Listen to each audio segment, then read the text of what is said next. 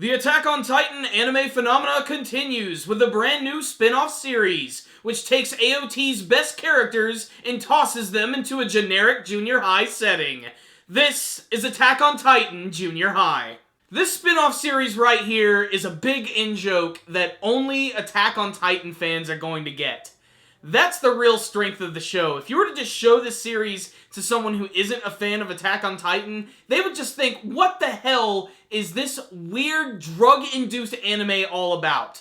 The good news is that Attack on Titan fans are going to enjoy this series. The bad news is everybody else is probably going to be turned off by its ridiculously goofy antics and its weird chibi-ized characters. They did it to Gundam, they did it to Rock Lee from Naruto, and now they're doing it to Attack on Titan. The good news is, it's not the worst thing that's come from Attack on Titan. Oh no, that distinction still goes to the live-action iterations of the series. So what exactly is Attack on Titan Junior High all about? Well, it pretty much says it all there right in the title. They take the key characters and concepts of Attack on Titan, they play them down a little bit, no more violence, all of the characters have been redesigned to be very short, cute, and chubby, chibi-ized versions of themselves, which are admittedly very expressive and do add a little bit to the comedy of the series, and they place these characters in a junior high setting, the one that you would see in just about every other anime series. But the strength of this series, which is what I think made this episode funny, is that they take the personalities of these beloved characters and they just go to the extreme with them,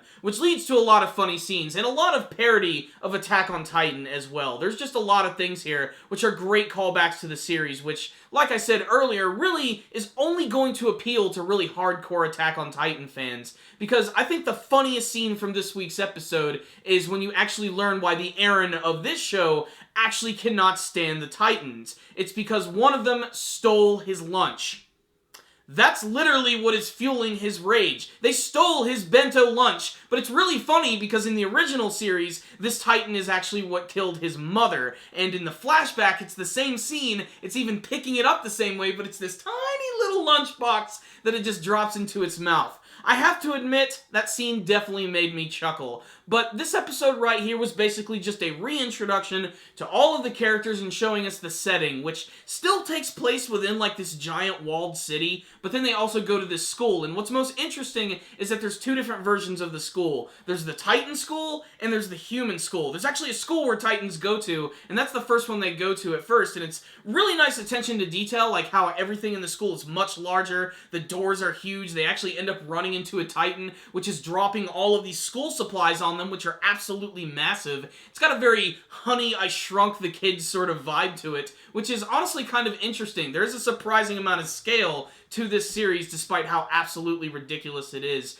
But it's when we finally go to the regular school and they introduce us to all the characters, they do the roll call, and it's pretty much what you'd expect, just all of the characters to their exact extremes. They're all really funny. In particular, I think Connie Springer's a very funny and expressive character. And when I say expressive, it kind of reminds me of like Link from The Legend of Zelda The Wind Waker. I know that's a really weird thing to say, but he's got these very large eyes, and they just express a lot of what's going on in their emotions. And that's exactly what this series does. And they don't like betray their personality traits at all. They just take them and they place them into a junior high school setting. Like, Eren is still really over the top and all about his goal of destroying all the Titans for stealing his lunch. They even recreate the scene at the very end where the giant colossal Titan comes in, which apparently is the headmaster of the school. Yeah, it's kind of weird. So he ends up grabbing these two brooms, running to the top of this building, getting ready to do that sequence like in the show when he jumps up and attacks it. But because he doesn't have his 3D maneuver gear, he basically just jumps off the side of a building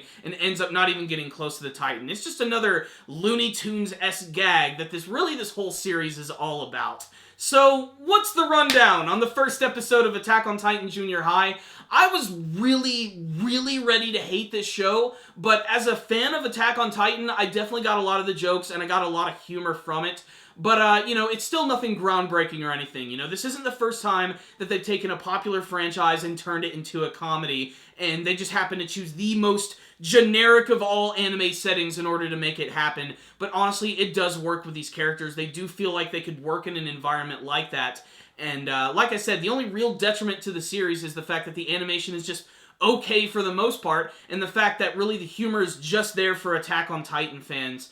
But, you know, if you expand your mind a little bit and you just want to see something that's a little ridiculous and something that's just going to give you something to watch until the next real season of Attack on Titan, then check out Attack on Titan Junior High. You might get a couple of laughs out of it. Who knows? You never know. It might end up becoming one of your next big favorite comedy anime. For the time being, though, I think it is going to be a little nice distraction until we do get to the real season of Attack on Titan Season 2. Hopefully that's coming next year. They haven't really, like, shown anything quite yet. They just sort of always quietly say, yeah, it's going to happen, but we're not quite sure yet. So let's just get excited, guys. Make sure to check this out. You can check it out on Funimation. They're streaming a lot of the brand new 2015 fall anime shows, and there's just so many to cover. A lot of them are going to be starting on Sunday and through the week, so stay tuned to the channel. There's going to be a lot more, but there it is. If you guys want me to continue to review this Attack on Titan spinoff, please tell me in the comments section below, and please tell me what you thought about this episode if you watched it. Did you think it was funny? Did you think it was just stupid, waste of time? What do you want to see from the next season of Attack on Titan? And try not to be too spoilerific with all the manga stuff, because even I don't read the manga version, I just watched the anime, so you can imagine why the wait for this next season has just been excruciating. As far as the score for this week's episode, I'm not going to give it one quite yet. I want to watch a couple more episodes to see what they're going to do with this.